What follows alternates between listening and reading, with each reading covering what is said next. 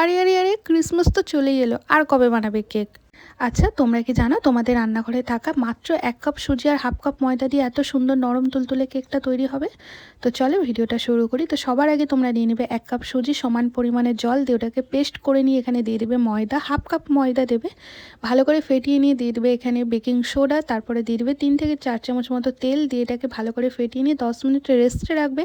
রেস্টে রাখার পরে দেখবে এই ব্যাটারটা একটু ঠিক হয়ে গেছে। তারপর দুধ দিয়ে তোমরা এটাকে ভালো করে ফেটিয়ে নিয়ে ইনোটা অবশ্যই দিতে হবে, ইনোটাই হচ্ছে মেন কাজ করে। তারপর তোমরা কিছু ড্রাই ফ্রুটস দিয়ে দেবে বা কিছু ফ্লেভারের জন্য তোমরা অ্যাড করতে পারো। দেন এদিকে একটা পাত্রে একটু তেল ব্রাশ করে নিয়ে ব্যাটারটা দিয়ে দেবে। আর এদিকে কিন্তু আমরা কড়াই অলরেডি বসিয়ে রেখেছি লো ফ্লেমে।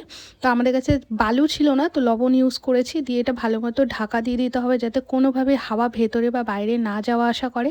তারপর কেকটা হয়েছে কি না এটা দেখার জন্য আর রাখতে হবে 30 মিনিটস। কেকটা হয়েছে কি না দেখার জন্য একটা কাঠি নিয়ে পুশ করে দেখবে, যদি পরিষ্কার হয়ে বেরিয়ে আসে তাহলে ভাববে কেকটা হয়ে গেছে। আর তারপরেই দেখো এত সুন্দর কেক। আহা, by the way, merry Christmas.